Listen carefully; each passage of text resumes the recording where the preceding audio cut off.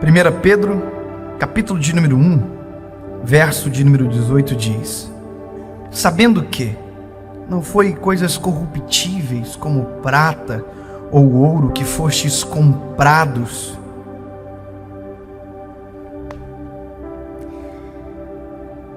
Paulo também vai dizer que não fostes comprados por pouco preço, pelo contrário, fostes comprados por alto preço, por sangue. A importância desse texto nos dias de hoje, no tempo que nós estamos vivendo, é uma ferramenta de cura, entender essa realidade, entender que o centro disso daqui somos nós.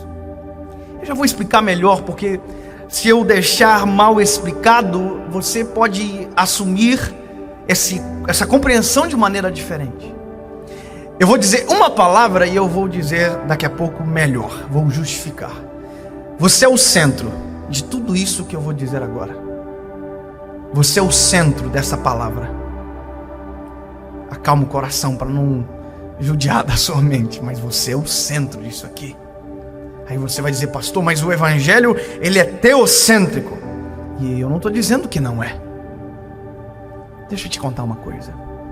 Algumas semanas atrás eu peguei alguns livros de crescimento secular mesmo, crescimento financeiro, para abrir a compreensão, entender melhor sobre isso, sobre relacionamento com pessoas, porque a gente precisa crescer o tempo inteiro, entender melhor.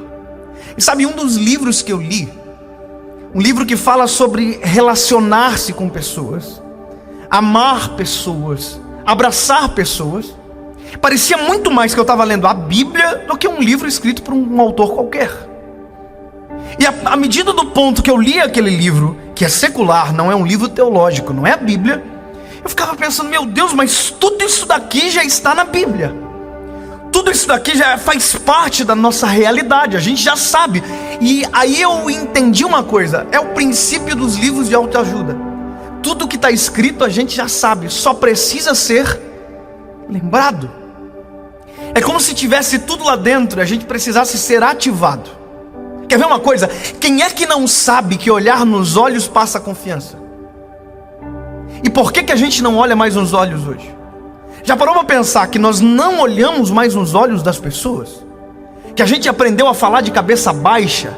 Que a gente já não encara mais nos olhos? Parece que a gente tem muito mais mentiras sufocadas do que verdades a dizer. Os seus lábios contam uma história, mas os seus olhos contam a verdade. Se você quer garantir a confiança de alguém, olhe nos olhos. Se você quiser passar insegurança, não olhe. E veja, isso é um conhecimento, mas já está na palavra há muito tempo. Jesus fazia isso. Jesus olhava nos olhos, Jesus se importava. Se você ler Atos capítulo 3, a Bíblia vai dizer que Pedro e João, fitando os olhos, disseram: olha para nós. Eles estavam dizendo: você é importante. Quando eu olho nos olhos de alguém, eu estou dizendo: você não é menor do que eu. E quando eu me permito ser olhado nos olhos, eu estou dizendo: há igualdade entre nós. Você já parou para pensar que nós apertamos a mão das pessoas, parece com nojo e apatia às vezes? Deixa eu dizer para você, apertar a mão assim não é fino, é feio. A mão se aperta assim, ó. Você olha nos olhos. E a gente diz: pois é, mas isso está na Bíblia? Está na Bíblia. A Bíblia vai dizer que o coxo estava caído ao chão e Pedro e João, tomando pela mão direita, levantaram. Ou seja, há uma pegada de mão, há uma preocupação maior. Eles estão dizendo: você é importante. Todo relacionamento humano, se você quiser conquistar alguém, faça-o se sentir importante. Mas durante muito tempo a gente vem sendo medido e colocado contra isso. Há pessoas que amam o evangelho, mas têm um complexo de inferioridade gigante, pensam em vidas miseráveis o tempo inteiro, que quem serve a Deus tem que ser pobre, quem serve a Deus tem que ser miserável, quem serve a Deus não pode ser feliz, quem serve a Deus não pode ter alegria. Parece que nós vivemos com uma vida suprimida. Isso durante muito tempo a religião levou a cargo, sabe, de palavras erradas confundiram o nosso coração, e a gente pensou que para servir a Jesus a gente tinha que ser infeliz, a gente tinha que se sentir menos do que todo mundo. A gente era, sabe, o desprezível. E aí eu lendo esse livro: bom, você quer conquistar alguém? Faça-o se sentir importante. Aí eu descobri que Freud fala que o homem se move com muito mais facilidade quando se sente importante e reconhecido. Quer mover alguém? O reconheça. Sabe, fez algum trabalho? Parabenize. Já parou para pensar que a gente não elogia mais ninguém? Já parou para pensar que alguém nos serve e a gente não é grato? alguém nos faz um serviço, a gente não agradece. Já parou para pensar que todos os dias alguém dá a frente para você no trânsito e você não dá um ok, um beleza, um obrigado? Uma vez eu me lembro que eu estava no carro com alguém e o caminhão deu vez para nós. E quem estava comigo diz, agradeça. Eu falei, como? Um pisca para a direita, um pisca para a esquerda, alerta. Eu achei que isso não funcionava quando eu fiz pisca para a direita, pisca para a esquerda. Deu alerta. O motorista deu 2 sinal de luz como se estivesse dizendo de nada. Sabe o que é isso? Simplicidade do dia a dia. Quando eu estou agradecendo, eu estou dizendo que o que você fez para mim é importante. Quando alguém ajunta uma coisa no chão e eu agradeço e valorizo, isso é importante. A questão é, o que tem conexão que eu sou o centro? Eu vou te dizer. Tudo isso que a ciência, que a filosofia, que a sociologia estuda para nos fazer ser conquistados, Jesus já fez há muito tempo atrás. Obrigado quem celebrou. Eu vou dizer de novo. Tudo aquilo que a ciência, a filosofia, tudo aquilo que todo mundo tentou estudar para dizer que é bom, Jesus já fez há muito tempo atrás. Toda essa escola vem do Evangelho. Todo amor e graça vem do Evangelho. Deixa eu te dizer uma coisa, ei, presta atenção nisso aqui. Deus, o centro do coração dele é Jesus. Isso é inegociável e indiscutível. Deus fez e faz tudo pelo Filho. Quem tem um filho sabe, eu tenho um filho, eu sou apaixonado por ele. Tudo que eu faço é focado no meu nenenzinho. Eu trabalho mais, eu faço tudo mais por conta dele. Porque ele é o centro do meu coração. Ele é o centro do meu coração. Você vai dizer, e Deus, calma com a religiosidade, amado. O Senhor é o suprassumo, isso é indiscutível. O lugar dele ninguém toma. Mas no meu coração, após o Senhor, eu e minha esposa, o centro do nosso coração é o nosso filho. Porque isso é um presente, é uma dádiva. Então se você olhar para Deus, tudo que Deus fez, Jesus está no centro. Aí quando vem os profetas, tudo que os profetas profetizaram, Jesus está no centro. Isaías profetizou, o nome dele será maravilhoso, conselheiro, Deus forte, Pai da eternidade, príncipe da paz. Sabe, tudo está sobre os ombros dele. Aí depois ele fala sobre os sacrifícios, como ovelha muda foi levada ao matadouro, ele não abriu a sua boca. Tudo que está no Velho Testamento aponta como uma flecha para Jesus. Jesus é o centro. Zacarias profetizou, Joel profetizou, exultai, ó Sião, que o teu Messias vem montado em um jumento, filho de uma jumenta. Foi profetizado, ele é bom, justo, ele salva. Jesus é o centro. Aí o Novo Testamento chega, Jesus se manifesta, e o Novo Testamento, Jesus é o centro. Da Bíblia, Jesus é o centro. Do Evangelho, Jesus é o centro. Mas de Jesus, você é o centro. Do coração de Jesus, você é o centro. Porque fomos chamados filhos e somos filhos. Você é importante. Tudo que Jesus fez apontou para você. Se o que Deus fez apontou para Jesus, se o que os profetas fizeram apontaram para Jesus, o que Jesus fez colocou um alvo em você. Todo amor é por conta de você. O sacrifício é por sua culpa. A cruz é por conta de você. O sangue é por conta de você. O amor é por conta de você. Nós estamos no meio desse furacão de amor. Você é importante. Se qualquer história, qualquer legado, qualquer palavra contra você menosprezou, colocou você para baixo, eu digo em nome de Jesus, para você, você é a pessoa mais importante da terra, porque tudo que Jesus fez por sua culpa. Você é importante. Ai, ai, ai. Ei, Freud dizia que o homem se sente importante quando é valorizado. Só que Jesus já tinha valorizado o homem há muito tempo atrás com a cruz. Jesus já tinha valorizado o homem muito atrás com a palavra. Lembra da mulher do fluxo de sangue que foi curada? Jesus olha para ela e diz: filha, a tua fé te salvou. Filha, a palavra filha começa a surgir. E porque tem filho, tem herança. E porque tem herança, há milionários no nosso meio. Você é filho? Quem é filho aqui? Você é filho. Porque se você for filho, você é a pessoa mais importante desse lugar. Você é filho, então prazer, somos irmãos. Você não é meu adversário. Você não é meu concorrente. Você não é alguém melhor ou menor do que eu. Não, não. Quem tem mais de um filho sabe. Os meus pais têm 2 filhos, eu e a minha irmã. Eu posso ser mais legal, eu sou, mas para os meus pais não tem diferença. Para os meus pais não tem melhor. Não tem um mais amado.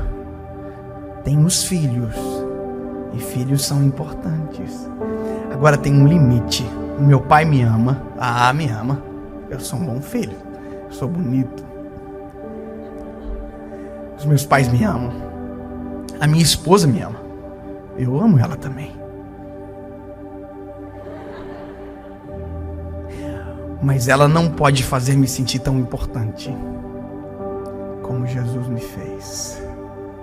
Os meus pais me amam, mas nem tudo que eles fizerem pode me fazer me sentir tão importante como Jesus fez.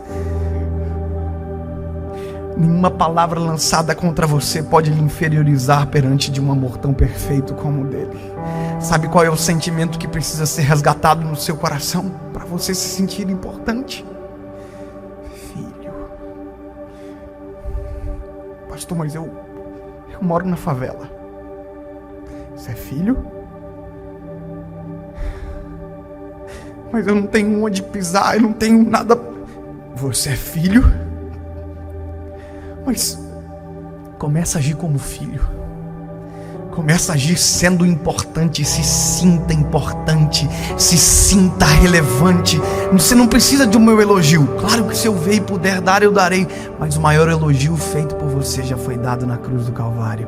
Você é tão importante que foi comprado por alto e bom preço. Sangue precioso. Ah, e acabou? Não. Ele ressuscitou. E ressuscitou para fazer uma coisa. É só se você crê, meu lindo. Você é tão importante, mas tão importante, que ele ressuscitou para construir a tua casa. Eu vou vos preparar um lugar. Um dia voltará para buscar você, filho.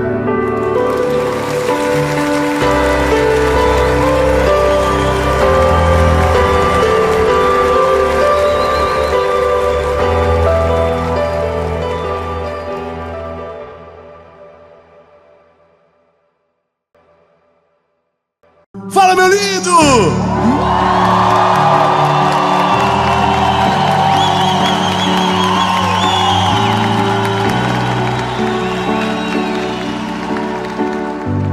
Essa é a última mensagem da série Sabedoria. Ó, eu quero muito que você fique comigo até o final, mas pode ter certeza, nessa altura do campeonato, já deve ter uma série nova nascendo e Deus tem algo novo para você. Mas como a gente precisa terminar, a última mensagem, ela sempre tem algo diferente. E essa mensagem nasceu dentro de uma reunião de escola, onde Deus moeu o meu coração com uma palavra e que eu quero que você viva isso comigo. Antes, curte o vídeo, comenta, compartilha, manda para todo mundo. Se inscreve no canal, é rapidinho, você aperta o botão, se inscreve, ativa o sininho. Nós estamos chegando a 10 milhões de inscritos. Que Deus nos ajude, nós vamos chegar. Não, nós vamos chegar a 20 milhões e não chega a 10. É a confusão, é a ansiedade. Mas vamos chegar. Quanto mais gente alcançada pela palavra, melhor. E por falar em palavra, vamos para o vídeo.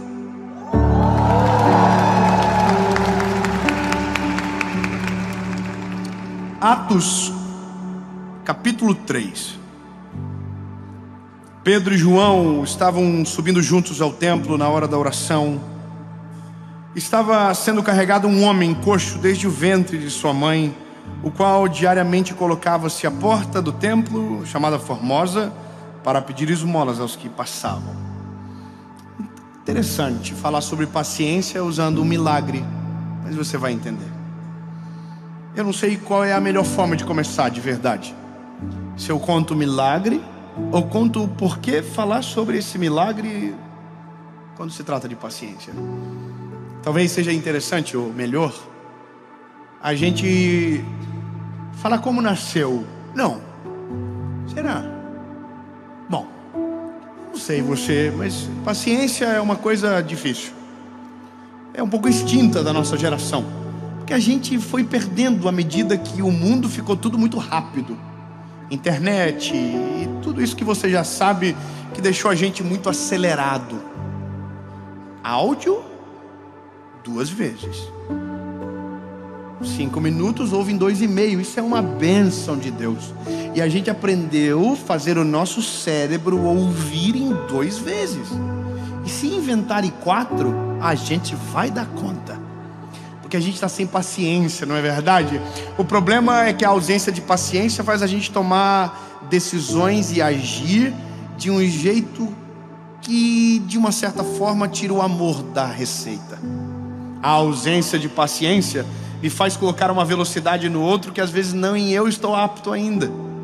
Mas olha, vamos pela palavra que é melhor. Atos 3 conta uma história, que é a história de Pedro e João, que acabaram de viver o maior fenômeno do Novo Testamento. Quando eu digo fenômeno espiritual, que foi a descida do Espírito Santo em Pentecostes. Atos capítulo 2 conta que o Espírito Santo desceu e encheu todo mundo que ali estava. Só que veja que importante essa reflexão. O que é ser cheio do Espírito Santo? E a gente, não sei você, mas eu sou de um tempo que ser cheio do Espírito Santo é quem falava em línguas estranhas. Sabe aquela parada? Não sei se você sabe, então eu preciso explicar. O meu público não é só quem viveu dentro da igreja, muitos são de quem nunca entraram. Falar em línguas, um dom que todos nós que nascemos na igreja, talvez por um tempo pensávamos que só quem falava em línguas estranhas era cheio do Espírito Santo. Deixa pra lá, não quero falar mais, não fica estranho, fica ofensivo. Mas veja, falar em línguas, durante muito tempo a gente pensava que era isso, só que não. Uma coisa é uma coisa, outra coisa é outra coisa. Uau, que profundo. E isso não é ser cheio do Espírito Santo. Ser cheio do Espírito Santo é ser cheio de Deus. E quando eu digo ser cheio de Deus, é carregar os atributos de Deus na nossa vida. E o que Deus é? Deus é paciente, benevolente, amor, misericórdia, compaixão. Então quando você diz que alguém é cheio do Espírito Santo, é porque ele carrega na sua essência os atributos de Deus: paciência, benevolência. E é isso. Então Pedro e João acabaram de ser cheios do Espírito Santo. Então a imagem que a gente vem agora à cabeça não é só alguém pulando de alegria, é alguém vivendo de maneira justa, é alguém vivendo da maneira de Cristo. Então veja o que acontece quando alguém vive na maneira de Cristo. Eles estão indo para o templo na hora da oração, porque entenderam que quanto mais tem, mais querem. Isso é a presença de Jesus. Quanto mais a gente o conhece, mais a gente o deseja. Então eles estão indo para o templo na hora da oração, ponto. Agora, quando eles estão chegando, eles encontram um paralítico. Na verdade não é um paralítico, é um coxo. O paralítico não anda, o coxo anda, mas tem dificuldade. É alguém manco. Então eles encontram um coxo e eles dizem algo, e eu estou sendo bem conciso. Eles dizem: nós não temos prata nem ouro, mas aquilo que nós temos, isso te damos. Levanta e anda. Muito obrigado pelo aleluia. Obrigado. Bom, veja, acabou, parece que o milagre está pronto. Então agora ele levanta, anda e sai. Só que aí a Bíblia vai dizer que não foi assim que aconteceu. Não foi imediato. A Bíblia diz que eles falaram levanta e anda, mas o coxo não levantou. O coxo foi levantado. Vou ser mais claro. Existe um coxo sentado à porta, pedindo esmolas, dizendo: dá-me uma esmola, por favor. Há muito tempo, a Bíblia diz que desde sempre ele fazia da mesma forma. Só que agora, quando eles chegam, eles dizem: levanta e anda. Só tem uma reflexão importante. Uma ordem para quem nunca andou é diferente. Veja, como que eu falo levanta e anda para alguém que nunca andou e que não sabe exatamente o que é isso? Quer ver? Quem tem filhos aqui? Levante a mão. Bom, eu tenho 3. Cortei. Chega muito filho, maravilhoso, mas se vier o quarto, a confusão está garantida. Mas veja, Quando a gente tem filho, tem uma parada, irmão, que pega todos os pais: o tal do andar. Irmão, e é uma competição do mal. Porque um pai fala pro outro: meu filho andou com 11 meses. Aí você fala assim: o quê? Meu filho tá com 11 e 5 e não tá andando, deve ter algum problema. Aí você vai pro Google, e aí você pega uns pais mais psicopatas que falam: meu filho andou com 7. Aí você fala: pronto, tô com um problema, meu filho deve ter um problema. Porque a gente tem uma questão que a gente quer ver os nossos filhos rapidamente amadurecerem. Então a gente quer que os nossos filhos tirem e saiam da fralda logo. A gente quer que os nossos filhos andem logo. E a gente quer que eles façam no nosso tempo. E isso é o mal de todos os pais. A gente não tem paciência, porque a gente já anda, a gente já saiu da fralda há muito tempo, a gente já amadureceu há muito tempo. Então a gente quer que os nossos filhos acelerem o passo, até um dia que a gente diga: que saudade de quando não andava, que saudade de quando pedia para eu levar no banheiro e limpar o bumbumzinho, que saudade. Então a gente acelera tanto que um dia descobre que fez errado e que deveria ter sido mais respeitoso. O texto é tão incrível que a Bíblia diz que eles tomaram pela mão direita o paralítico e levantaram. Só que não só levantaram, a Bíblia diz que eles esperaram se firmar os arteiros. Ou seja, levantaram e ficaram segurando, apoiando o coxo, até que ele conseguisse firmar os pés e andar. Lindo. Sabe quando um milagre desse ia acontecer no nosso tempo? Nunca. A gente é muito mais afeito à esmola que jogamos pelo vidro do que parar de verdade para ajudar e ver até andar a pessoa não desgrudar dela. E esse é quem nós somos. E aqui mora o detalhe: ou somos cheios do Espírito Santo e transbordamos do amor, da paciência, da benevolência do Eterno, ou somos somente seres humanos que não temos paciência com ninguém e assim somos com nós mesmos também. Isso é a gente. Se não tivermos o Espírito Santo, não temos paciência, nos falta misericórdia. Pelo contrário, a gente sempre tem uma palavra de juízo sobre o outro. A gente se sente superior, a gente fala mal, a gente reclama, a gente amaldiçoa, a gente não tem paciência com os outros. E aí, lindo, eu vou te dizer por que nasceu isso no meu coração. Eu e a minha esposa fomos chamados para ir no colégio do meu filho. E minha mãe viveu isso a vida toda comigo.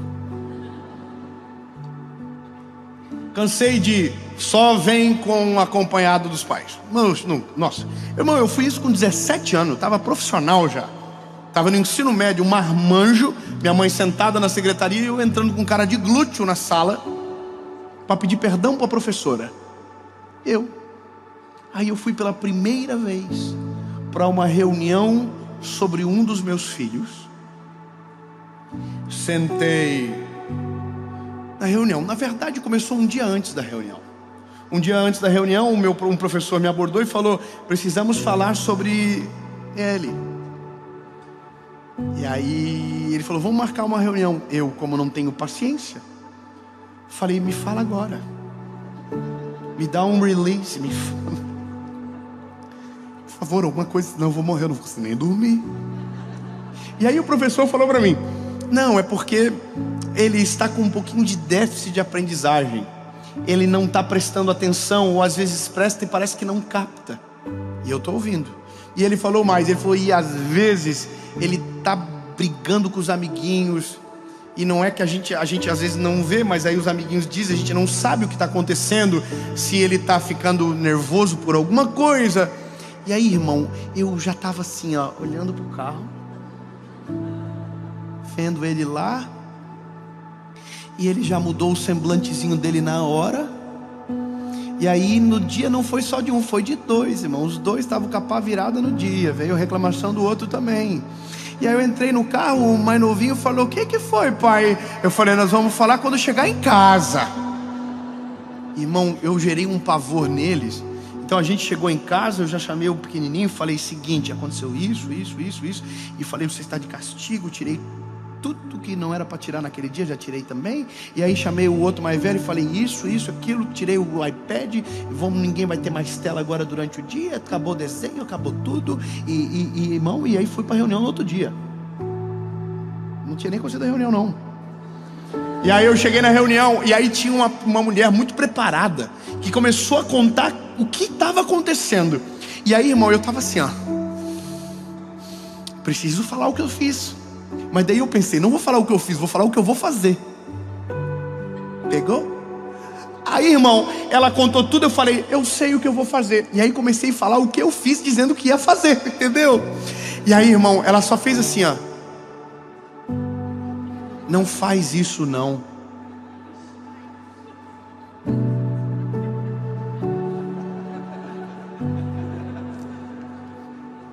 Eu falei, por quê? Ela falou, porque se você fazer dessa forma, você vai perder ele. Você vai sufocar ele. Ele não vai melhorar. Ele vai piorar.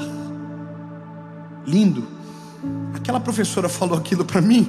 O Espírito Santo entrou dentro daquela sala e falou comigo, já pensou se eu fosse contigo da mesma forma? Já pensou se eu te tratasse com a mesma energia e com a mesma velocidade? Você não iria me suportar. E aí, irmão, eu de verdade, eu saí dentro daquele colégio arrasado comigo, destruído por dentro. Cheguei em casa, chamei os meus filhos e disse, o pai precisa mudar uma parada que o pai fez. E comecei a mudar a conversa com eles. Mas naquele dia Deus me fez me lembrar desse coxo que não precisava sair correndo, porque nunca havia andado. Então ele tem gente cheia do Espírito Santo que tem paciência para esperar ele amadurecer as pernas, criar força nos músculos, para então poder andar. E glória a Deus, que Deus não é da mesma maneira que a gente. Deus é o único que conhece todas as nossas falhas, todos os nossos pecados, todos os nossos segredos, todos, e mesmo assim escolheu nos amar. Da mesma maneira, sabendo tudo, nos amou de maneira inteira e completa. E não só amou com palavras, mas entregou o Filho na cruz do Calvário para salvar eu e você. E isso é o verdadeiro amor. Paciente porque sabe esperar a hora certa de chegar, benevolente porque perdoa, apaga passado, misericordioso porque a gente não merece, mesmo assim faz. Já pensou se Deus fosse comigo e com você da mesma velocidade que nós somos com os outros? Não estaríamos aqui. E aí eu entrei numa crise na minha vida com Deus e comecei a me lembrar de quem eu sou e o que já fiz. Me lembrei de tanta coisa e comecei a imaginar, se eu fosse o Deus dos céus, o castigo que eu estaria não teria saído até hoje. Eu já teria desistido de mim há bastante tempo, porque eu sei quem eu sou.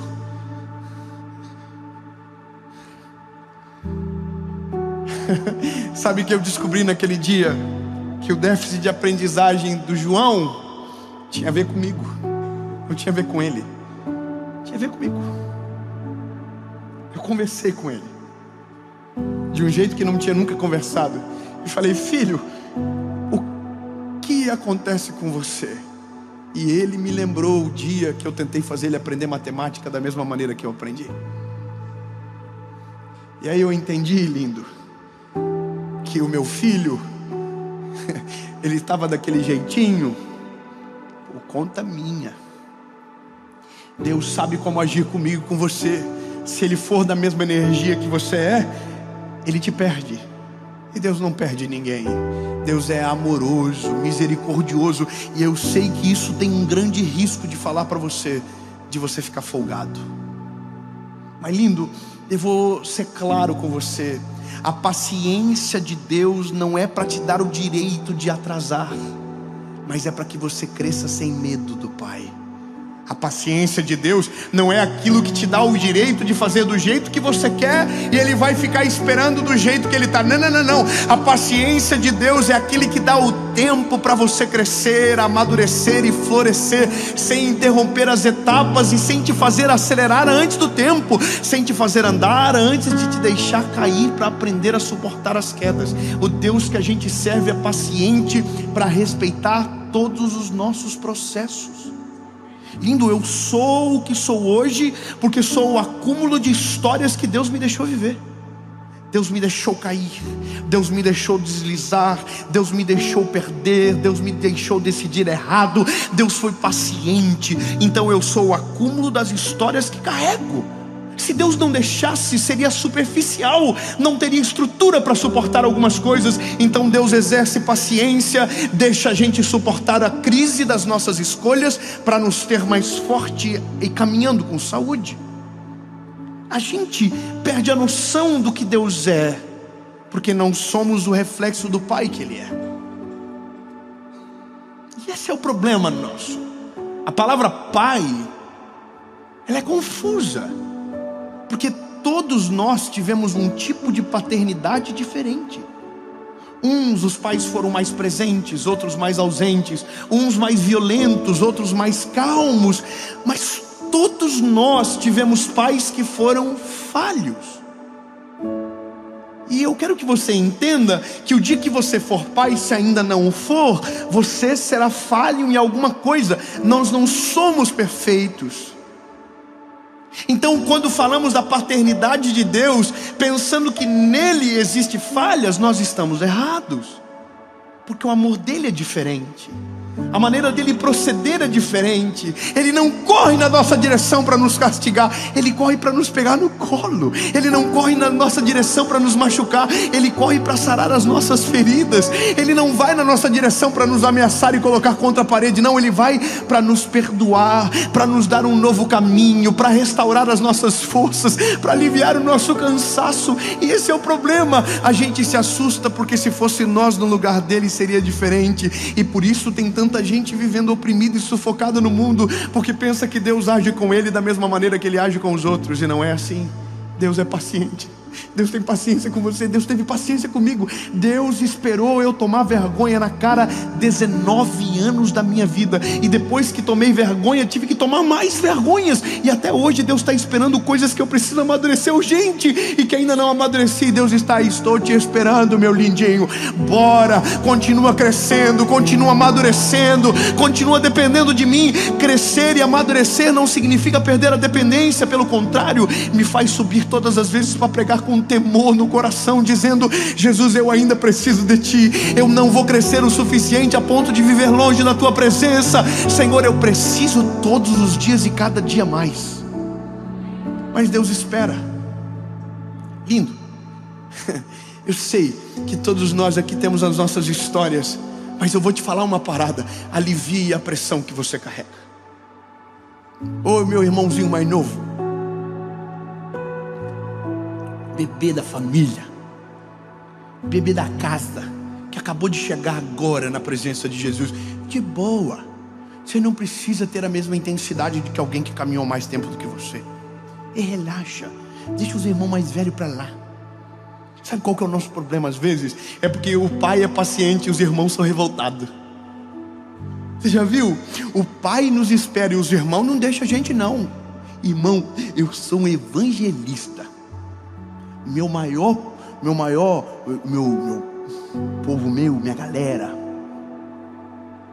é muita gente que começou agora, que acabou de conhecer Jesus, chegaram agora no time, acabaram de conhecer Jesus, mas ainda estão tudo perdido.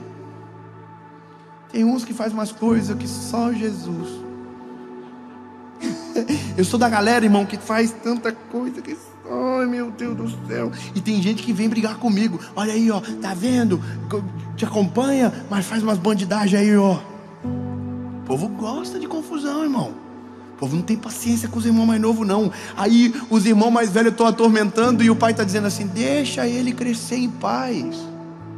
Eu não vou fazer ele andar agora, deixa. Imagina, é igual eu chegar para os meus filhos e dizer: você vai ter que andar agora, acabou de nascer, não tem nem dente na boca. pressão e deixa Jesus trabalhar dentro de você do jeitinho dele. Eu não estou falando que você pode pecar, lindo, claro que não, bobão. Ai, porque então não pode. Mas se você tropeçar, ele não vai correr para te ferir, ele quer te perdoar. Ele quer trazer você para perto. Ele não quer expulsar você de casa. Eu vi um vídeo esses dias que eu apavorei. Chega para o teu filho e diz que você vai mandar ele para fora. Não vou mandar. É ele que vai amadurecer e querer sair. Eu não expulso o filho de casa. O Deus que a gente serve não expulsa o filho de casa. Sabe qual é a loucura? Ah, porque vai ficar velho e não vai sair. Não, irmão. Quem amadurece com saúde vai embora sozinho. Na presença de Deus é diferente. Não é que vai embora, fica para sempre com o Pai, mas consegue construir a sua vida em sabedoria e com decisões firmes e posicionadas na essência que Deus deu. Mas eu não expulso o filho de casa. Esse é um negócio. A gente precisa tirar rapidamente essa loucura que a gente carrega nessa paternidade que precisa ser trabalhada em um Deus que a paternidade é perfeita. Cheguei para o João. Cheguei por Noah. Eu tenho, irmão, quando você tem filho, não sei se você tem, eu tenho 3. Um é diferente do outro. Um é um jeitinho diferente do outro. Se eu for pesado com um, é diferente. Eu não sei nem explicar, irmão, porque a gente, quando é pai, engole tudo aquilo que a gente falou dos outros. É incrível. Ai, meu filho não vai chorar. Coitado de você. Ai, meu filho não vai fazer piti. Coitado. Oh, coitado. Tudo que a gente fala do filho dos outros, irmão, a gente vai engolir em seco. Confia. Hashtag confia. E aí, um dia você descobre que cada filho tem o seu tempo, que cada um cresce de um jeito.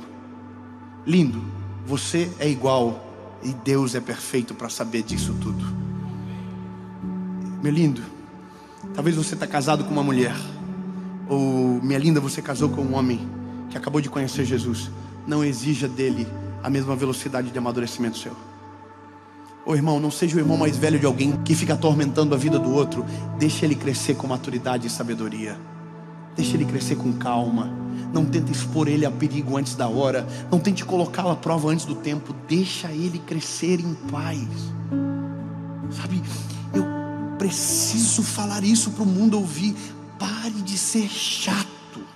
Você não foi autorizado para mandar no teu irmão.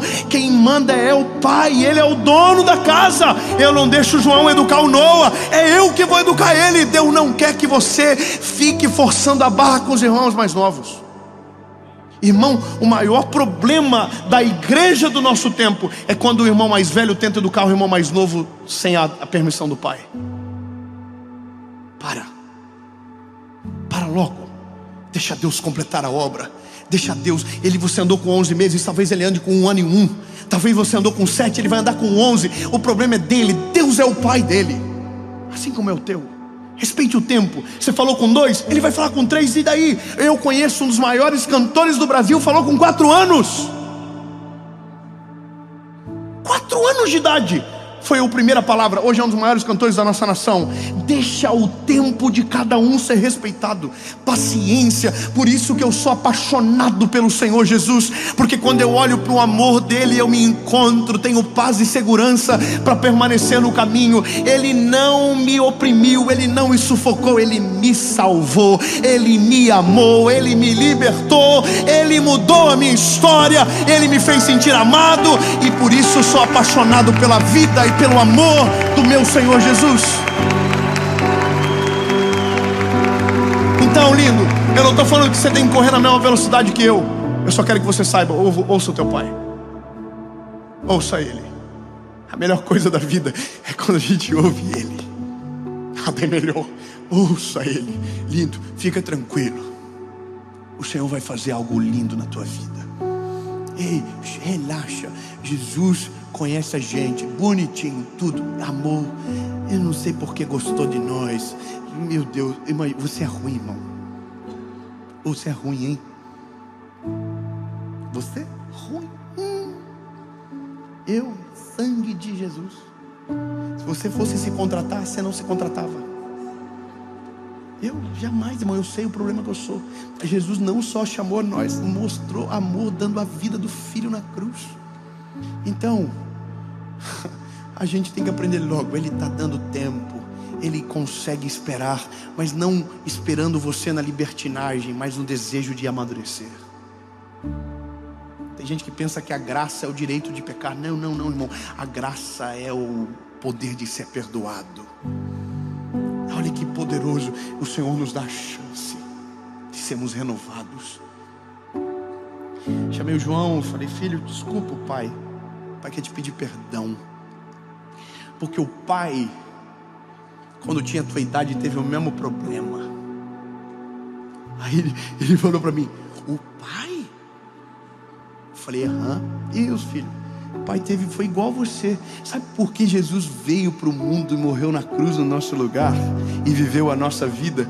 Para que um dia pudesse olhar para a gente: eu sei o que vocês passam, mas tem de bom ânimo, eu venci o mundo, e se eu venci, vocês também vão vencer.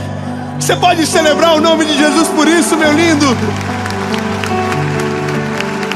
Ele não é um Deus apático, Ele é um Deus empático. Ele se coloca no nosso lugar. Sabe qual é a loucura? Quando Deus olha para o homem, Ele não vê a gente, Ele vê Jesus.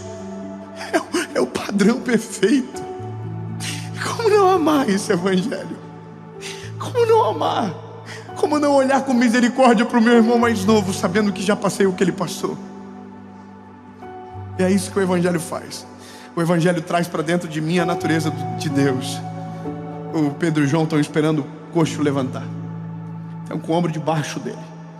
Aí a Bíblia diz que quando os arteiros se firmaram, ele foi para o templo junto com o Pedro e com o João. Só que a Bíblia diz que ele entrou saltando e pulando. Quando respeitamos as etapas, o resultado é sólido e duradouro. Quem tenta fazer o que não foi feito para fazer antes do tempo cai e às vezes nunca mais volta a andar. E é isso.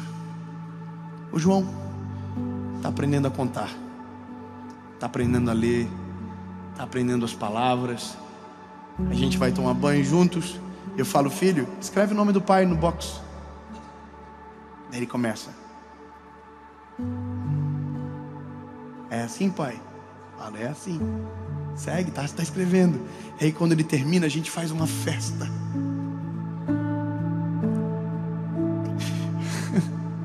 E aí eu fico imaginando o Senhor comigo, Deus comigo e com você. A gente está caído, está vivendo distante dele, e aí a gente volta e diz: me dá chance, me dá chance. Deus diz: eu dou, claro, vamos. E aí você volta, o que acontece? Com uma festa. Aí você acerta um dia, ele diz: é o meu filho. É isso que é o amor do evangelho, é o amor de Jesus por mim e você. É meu filho. Acertou um dia, acertou outro dia, acertou de novo. Aquele ponto não volta mais. Ele já decorou e aprendeu de verdade. Jesus é assim com a gente, Jesus é assim com você. Então, bebê, tem uma ótima notícia: aproveite a paciência para ser perdoado. Aproveite a paciência para ser amado. Aproveite a paciência para amadurecer com saúde e de maneira sustentável. Aproveite a paciência para decidir. E eu tenho uma pergunta, e dessa maneira termino a série.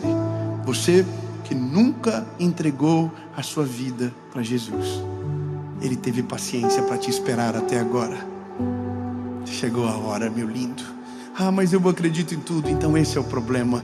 Quando você conhece Jesus, você descobre: não precisa de mais nada. Entregue o seu coraçãozinho para Ele. Foi embora, desistiu, o paizinho te trouxe de volta. Então volta para Ele. Volta para casa, bebê. Você não foi feito para viver longe da presença do Pai. Não é sobre a casa, é sobre o Pai que é o dono da casa. Volte para Ele. 2 perguntas e uma resposta, e é você que decide. Tenho que mudar muito? Não. Ele tem paciência para te receber do jeitinho que você é, e tem poder para mudar tudo que em você é. Poder, amor para te transformar de dentro para fora. Mas só você que decide. Porque o convite está pronto. Eu estou à porta e bato. Aquele que ouvir a minha voz e abrir a porta, eu entrarei e farei morada. Olha como é paciente. Ele é o dono da porta, da casa, do morador da casa. E mesmo assim, bate na porta. A decisão é sua.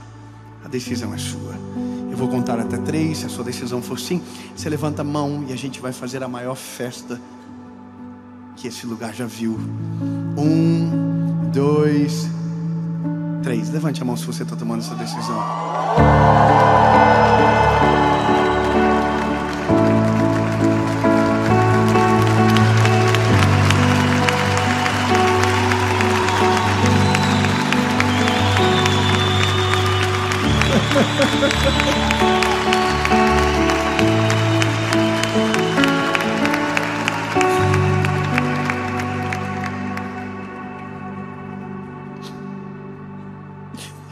Por que tantas mãos se levantam? É porque tem algo que constrange mais do que o medo. O amor. É o amor que constrange mais.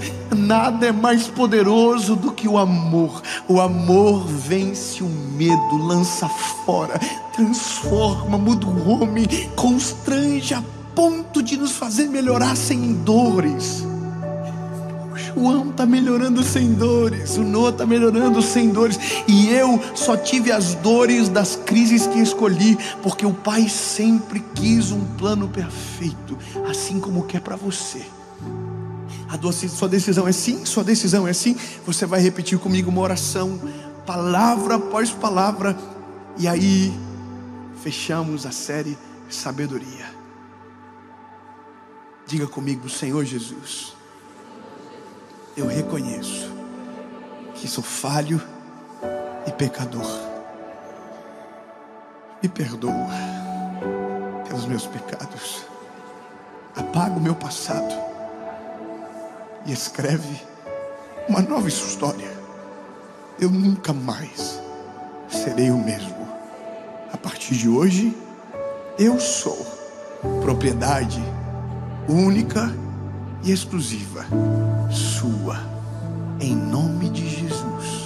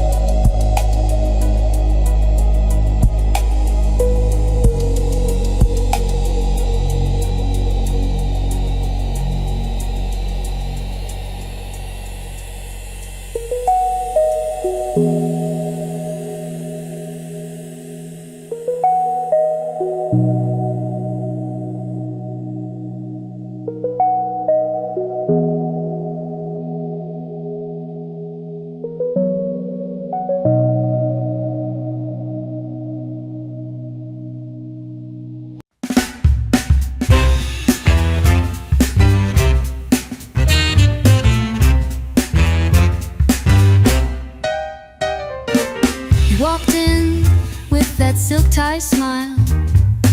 Charming hearts from across the aisle.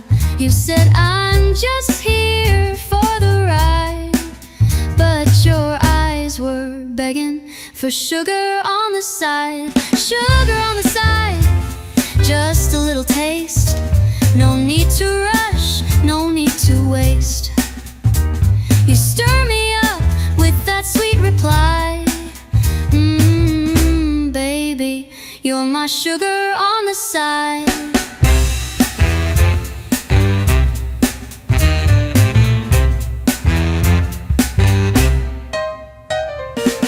We don't talk in black and white, just jazzy colors in candlelight. You don't play fair, but I don't mind, long as I get that sugar on the side. Sugar on the side, just a little taste. No need to rush, no need to waste. You stir me up with that sweet reply. Baby, you're my sugar on the side.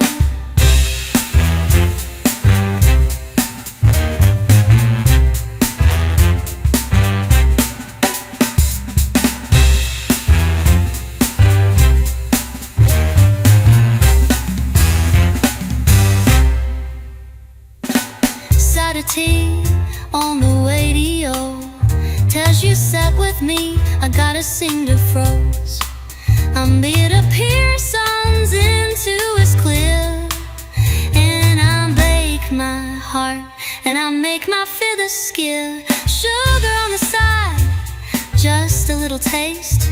No need to rush, no need to waste. You stir me up with that sweet reply. Baby, you're my sugar on the side.